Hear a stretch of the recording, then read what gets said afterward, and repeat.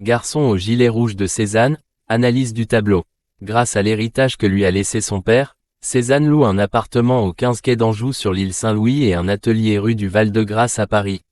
Il réalisera dans cet atelier la célèbre toile Mardi Gras, mettant en scène son fils Paul et un ami de celui-ci. Il fait poser un modèle professionnel dans son appartement de l'île Saint-Louis. Cézanne n'avait auparavant que très peu utilisé des modèles, probablement pour des raisons financières, faisant poser son entourage et sa famille. Il leur imposait d'interminables séances de pose, au cours desquelles ils étaient priés de garder la pose comme une pomme. Ce garçon au gilet rouge est un jeune Italien du nom de Michelangelo di Rosa dont Cézanne réalisa 4 portraits à l'huile et quelques aquarelles. Cette série se révèle assez atypique dans le travail du peintre.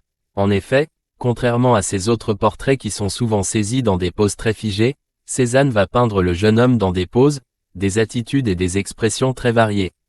La critique se déchaînera contre ce bras à la longueur disproportionnée, mais les peintres y trouveront l'expression d'une vérité picturale qui va bien au-delà du souci du dessin et de la représentation de la réalité. En précurseur de la peinture moderne, Cézanne cherche non pas à imiter la réalité mais à retranscrire sa vision picturale du monde qui l'entoure, à la fois dans les couleurs, les matières et la composition de ses toiles.